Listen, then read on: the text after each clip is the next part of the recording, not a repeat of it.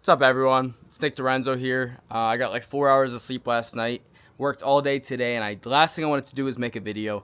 And that's the exact reason I'm making a video.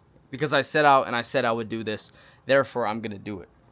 But I really want to talk to you guys today about what it really takes to get your life back, what it takes to truly recover, get over any struggle in this life. If you know my story or anything about it, I thought my life was over. I thought it was permanent. I thought my derealization was a never-ending trap I was going to be in for the rest of my life. Not only did I dedicate my life towards recovery, but I'm dedicating my life towards changing as many people's lives as possible and help their recovery out. But really what made that switch for me is I remember I was in this mode to where I finally quit all my vices.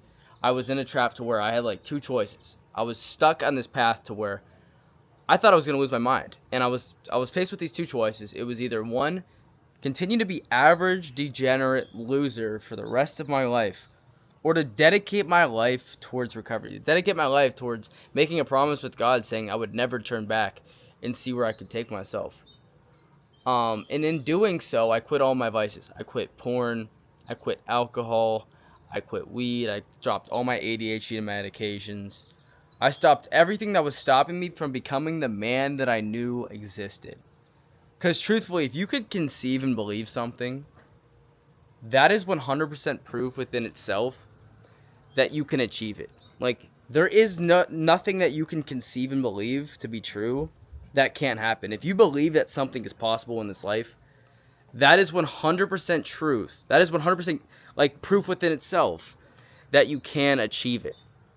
So in that moment, I just knew that there was a version of myself that existed somewhere, somehow, some way I could bring him to life. I knew on a long enough time horizon, even though nothing felt real, even though my life feels like it's over, even though shit really feels like it's hard and I'm losing everything, I knew that if I continued on a long enough time horizon to just improve myself every single day, pray to God, find that connection, really just become that person, that one day maybe I'd recover.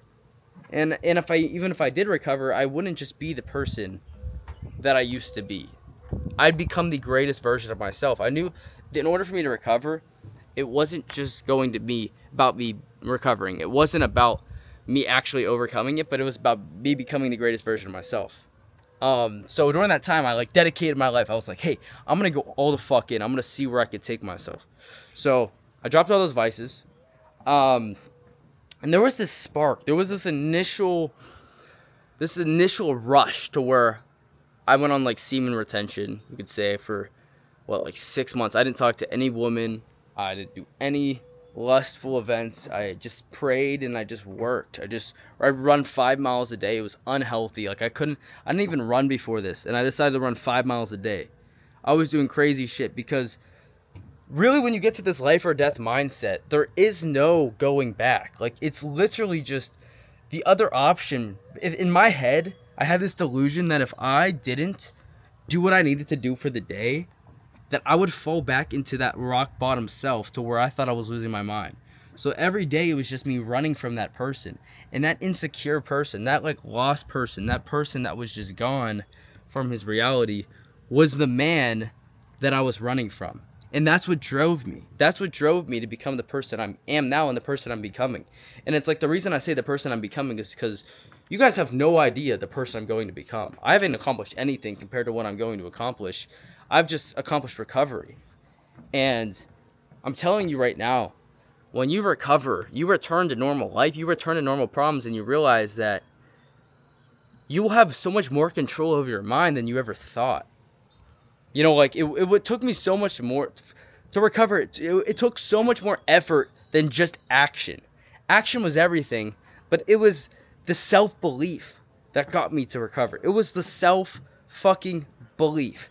If you guys think you could reach out, join my program, and not believe in yourself, if you want me to believe in you more than you believe in yourself, you can't expect a recovery. It has to be a turning point to where that ambition comes out, that life or death mindset, that life or death, that need to say, hey, I am never going to go back. I am going to dedicate my life towards this recovery. But like, it wasn't a smooth sailing recovery. So my recovery was like, it was hell. I went through constant ups and downs. I still had an existential crisis for years after doing this. And I thought I was losing my mind. My visual symptoms were terrible. Every single day of my life, I still went through it. But for once in my life, I didn't judge my day based off of how I felt.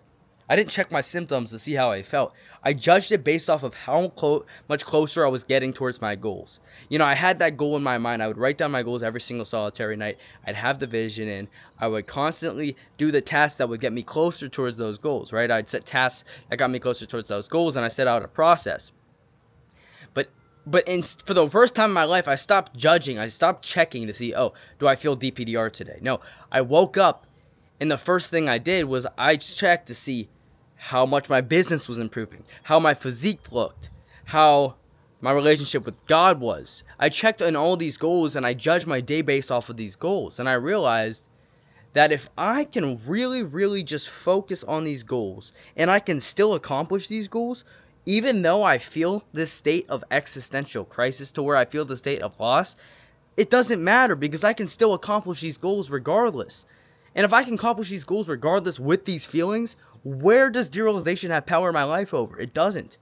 That's when it goes away. Because the second that you realize you can accomplish anything in this life, even with this derealization state, even with this anxiety, even with this pain, even with this stress, that is when it has no meaning, no power, no control over your life, because you can control your goals. You can control the things you can't control. I say control the controllables, the food you eat, the time you wake up, how you act. If you can master all these things in a state of resistance, in a state of DPDR, DPDR has no control over you. It has no power over your life. It genuinely doesn't mean jack shit, because why is it going to mean anything if you can still live your life? The people that are so stuck in the derealization trap are the people that are letting it hold them in the trap. The people that don't go out. They isolate themselves. They're scared. They hide. They don't work out. They don't do anything to improve. And even the people who do work out, they do try these self-improvement things, and they're still in the cycle. You just haven't taken it enough to the extreme to realize that you can do everything in this state. It has no control. It's 100% safe. There's no danger in it. You can still do anything you've ever wanted in this life with DPDR, so it doesn't fucking matter. And that's where you need to get to. You need to understand it truly can't matter to you. You have to really, really anchor in the man that you want to become, the woman you want to become, the person you want to be. And it's a choice. You can choose. But you have to make the decision that you're not going to go back. You're going to do whatever it takes. So if you're going to learn one thing from this video, it's to go all in on your self-development. Everything. Make 5 to 10 habits a day. And don't go to sleep at night until they're done. You'll realize that these habits become more important than DPDR. Your progress towards your goals become more important than derealization. You don't have to find your purpose from the start.